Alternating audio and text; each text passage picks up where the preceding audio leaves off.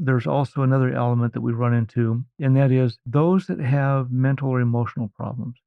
And what we're seeing is like with hoarders living in condominiums, that's an actual disease and it's a real problem for associations to deal with. And then there's the problem of parents with children that have mental problems and they warehouse them in a condominium.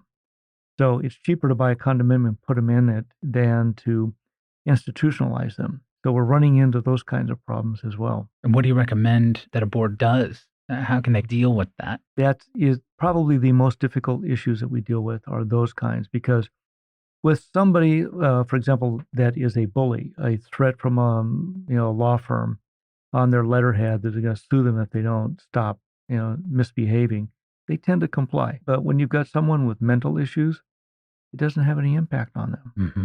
And they just don't recognize the exposure. And so for boards of directors, the first thing they need to do is call legal counsel. And it's going to be a long process dealing with it. It's not going to be easy, but it can usually be dealt with. And they just have to recognize there is no quick fix on dealing with it. Are there city organizations that can help? Yes, there are, but whether they actually help is another matter. Sometimes they will step in and assist. Other times they're on overload. They have their hands tied. They don't want to get involved.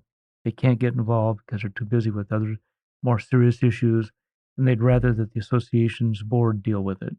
So it's a mixed bag dealing with governmental agencies.